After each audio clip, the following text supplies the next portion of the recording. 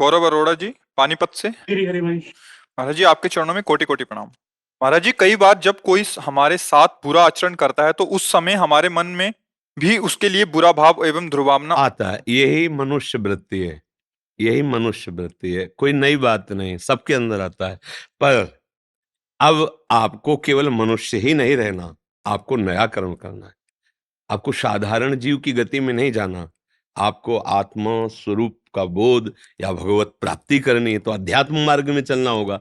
अब अध्यात्म मार्ग से आप इसे काट सकते हैं, अन्यथा तो फिर लड़ाई झगड़ा राग द्वेष ये तो चलता ही रहता है। अध्यात्म मार्ग से कि ये आदमी क्रिया कर रहा है, लेकिन इसका कारण क्या है।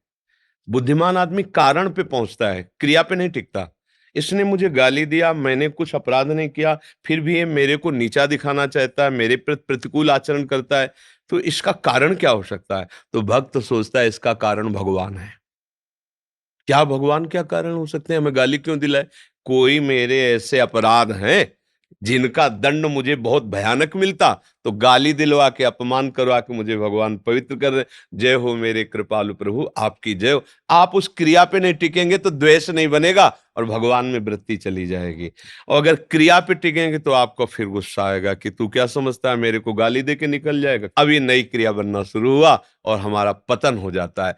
थोड़े से क्रोध में हम अपने जीवन को नष्ट कर लेते हैं। माना आप बहुत बलशाली, उसे मार दिया, फिर आपसे बलशाली कानून वो आपको अपने हाथ में, अपने पंजे में लेकर आजीवन कैद में रखेगा और फिर मन आपका जलेगा पूरे जीवन। ना भगवत चिंतन कर सकते हो, ना परिवार की सेवा कर सकते हो, ना देश की सेवा कर, पूरा जीवन कूड़ा हो गया।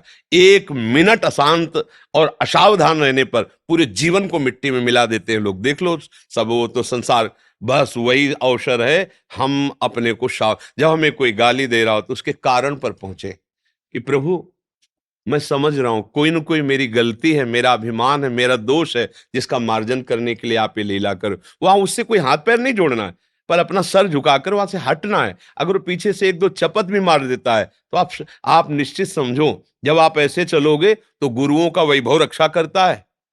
आप सर मोड़ के चल दोगे तो आप जिनके लिए सर मोड़ दिए वो उनका सर नीचा करवा के छोड़ेंगे। इतनी सामर्थ्य, अनंत शक्ति संपन्न है। गुरु वाणी के अनुसार चले, सहन करना, दूसरे को क्षमा करना और उस समय गुरु चिंतन में, भगवत चिंतन में लग जाना तो बच जाओगे। लड़ाई झगड़ा राग द्वेष हर व्यक्ति के अंदर है, आप नहीं, हर व्यक्ति के अंदर। इसी को मिटा दे सो महात्मा, और जो इसी में फंस गया वही संसारी पुरुष होता है। महात्मा जिसके विचार, जिसकी बुद्धि निरंतर भगवत तत्व में स्थित होती, उसे कहते हैं। कोई भी घटना, कोई भी परिस्थिति, कोई भी दुख, कोई भी अपमान उसके हृदय में क्षोभ नहीं पैदा कर सकता, क्योंकि वो विचारवान है। तुरंत विवेक के द्वारा अपने को संभाल लिया। और अज्ञानी पुरुष तुरंत उस घटना से, घटित परिस्थिति में आकर वो ऐसी नई घटना कर देता है जो जीवन भर शोकित होना पड़ता है, जीवन भर। इसलिए भैया सावधान रहो, दूसरे की कोई गलती नहीं, मेरी ही गलती का परिणाम दूसरा मुझे दे रहा, पक्का समझ लो।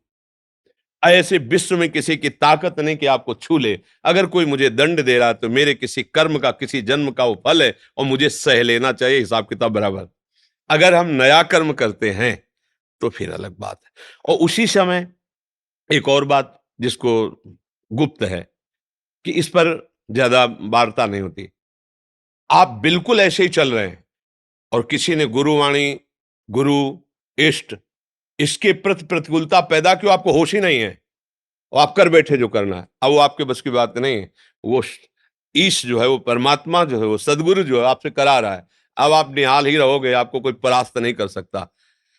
जब मैं करूंगा तो हिसाब होगा, जब आप करवाएंगे तो फिर कोई, तो जब भगवान के यंत्र बन जाए फिर ऐसा कुछ हो, वो जाने।